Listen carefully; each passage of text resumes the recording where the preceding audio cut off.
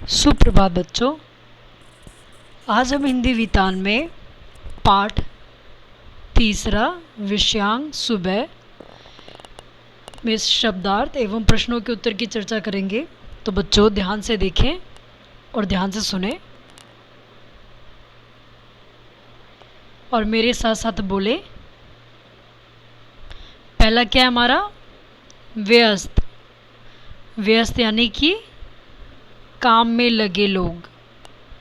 दूसरा क्या है बच्चों? उत्सुकता। उत्सुकता यानी कि तीव्र इच्छा, किसी चीज़ को जानने की इच्छा होना, जागरूकता। तीसरा क्या है बच्चों? त्योहार। त्योहार यानी कि क्या आएगा? पर्व, उत्सव। अगला क्या है बच्चों? दैनिक। दैनिक अर्थात क्या? दिन भर के।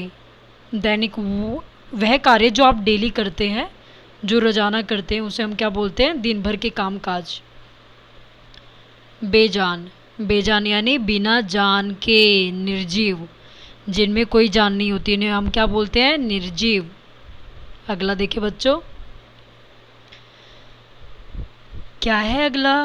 व्यवस्थित। व्यवस्थित यानी कि क्या? सही ढंग से, सही तरीके से। क्या आप अपना सामान सही तरीके से, सही ढंग से रखते हैं? शाबाश, अच्छे से रखना चाहिए ना। अगला देखिए बच्चों, बुजुर्ग। बुजुर्ग यानी बड़े बूढ़े लोग होते हैं ना, हमारे दादा परदादा। हमें उनकी क्या करनी चाहिए? सेवा। देखिए बच्चों अगला, दृढ़ता। दृढ़ता यानी मजबूती, दृढ़ होने का भाव।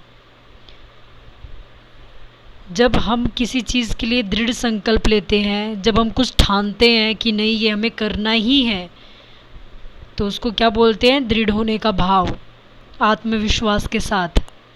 अगला देखिए बच्चों, बाधा। बाधा यानी कि क्या? रुकावट। नेक्स्ट देखिए बच्चों, अगला देखिए, मुहावरे। बच्चों हम सब ने जाना था मुहावरे क्या होते हैं। आइए फिर से देखिए एक बार। पहला है आँखों का तारा होना। आँखों का तारा यानी बहुत प्यारा होना, बहुत प्रिय होना। आप सब है ना आप सब है ना अपने मम्मी पापा के आँखों के तारे? हाँ। हाथ बटाना। अगला क्या है हमारा? हाथ बटाना यानी क्या? काम में मदद करना। करते हैं ना आप अपनी मम्मी पापा की मदद, भाई बहनों की मदद? हाँ, सबकी मदद करनी चाहिए ना बच्चों। अगला देखिए, पीठ थपथपाना यानी क्या? शाबाशी देना। जब कभी आप कोई अच्छा कार्य करते हैं तो मम्मी पापा आप पे गर्व करते हैं ना, शाबाशी देते हैं। या फिर स्कूल में आप देखते हो, विद्यालय में देखते हो, जब आप कोई कार्य अच्छा करते हो तो टीचर, शिक्षक आपको शाबाशी देते हैं ना। हाँ, सबको अच्छा कार्य करना चाहिए ना। आगे देखिए बच्चों, क्या है? यह है मौखिक प्रश्नों के उत्तर। क्या कर रहे हैं हम? मौखिक प्रश्नों के उत्तर। देखिए पहला प्रश्न, रेशमा को घर की सफाई में क्यों नहीं लगाया गया? क्या आप जानते हैं इसका उत्तर? पाठ पढ़ा था ना हमने। क्या आएगा इसका उत्तर बच्चों? क्योंकि पोलियो के कारण उसकी दोनों टांगें बेजान हो गई थी। इस कारण रेशमा को घर की सफाई में नहीं लगाया गया। अगला प्रश्न क्या आएगा बच्चों? प्रश्न दूसरा, रेशमा ने गोलू को धक्का क्यों मारा? बच्चों इसका उत्तर आप सबको पता होगा है ना। क्यों मारा था रेशमा ने धक्का अपने भाई को?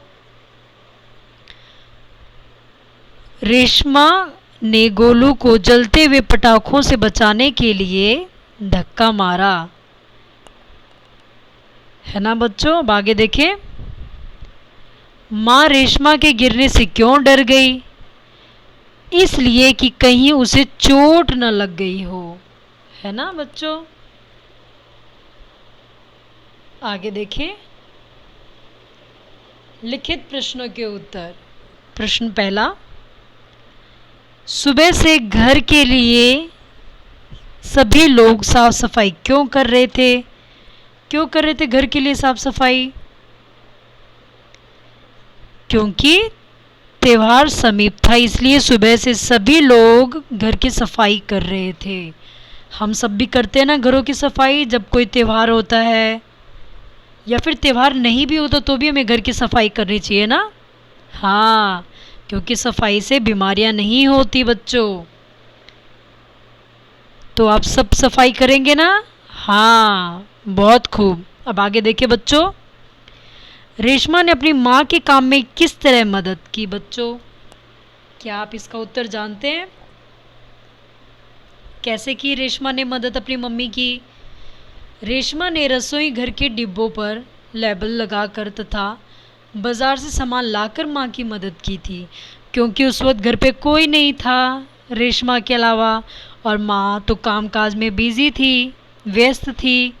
इसलिए रेशमा बाजार गई और सामान लाकर माँ की मदद की उसने। आगे देखें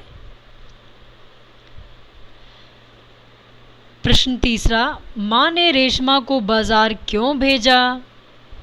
अभी हमने बताया ना बच्चों, अभी हमने चर्चा की, कोई और सामान नहीं ला सकता था, इसलिए माँ ने रेशमा को बाजार भेजा। अब अगला देखिए बच्चों क्या है, रेशमा ने अपनी शारीरिक कमी को किस तरह पूरा किया? कैसे पूरा किया बच्चों? रेशमा ने अपनी शारीरिक कमी को अपने दृढ़ इरादों और परिश्रम से पूरा किया। उसने कभी ये महसूस नहीं किया कि मेरा शरीर काम नहीं करता या फिर मुझे किसी प्रकार की कोई तकलीफ़ है। हमेशा अपने इरादों में, अपने दृढ़ संकल्प में वो डटी रहती और अपने पूरे परिश्रम के साथ वह अपना कार्य करती। तो बच्चों, आप सबको भी अपना पूरा कार्य करना चाहिए और दैनिक कार्य में आपको क्या करना चाहिए? साफ सफाई का भी ध्यान देना चाहिए, परिश्रम करना चाहिए। आपको जो कार्य दिया जाता है, जो शिक्षक आपको कार्य दे रहे हैं, उसको क्या करना है? सुंदर सुंदर अच्छी अच्छी लिखावट लिखनी है ना। हाँ, और मम्मी पापा की मदद करनी है, भाई बहनों के साथ अच्छे से रहना है। देखिए बच्चों आगे, आज आपका गृह कार्य आज का देखिए क्या है। गृह कार्य, वाक्य के सही अर्थ पर सही का निशान लगाओ। तो पहला क्या है? दीपावली अंधेरे पर उजाले की जीत का त्यौहार है। तो इसमें से क्या उत्तर आएगा बच्चों? देखो ध्यान से, पहला क्या है? अंधेरे के बाद सूर्य निकलता है। पहला क्या है? अंधेरे के बाद सूर्य निकलता है। दूसरा, दीपावली अंधेरे और उजाले का त्यौहार है। तीसरा, सच्चाई की हमेशा जीत होती है। चौथा, अंधेरा भगाने के लिए दीप जलाए जाते हैं। तो बच्चों इसका उत्तर क्या आएगा? ये आपको स्वयं ही करना है ना। आगे देखिए, उसकी हर सुबह एक नई सुबह होती है। किसकी?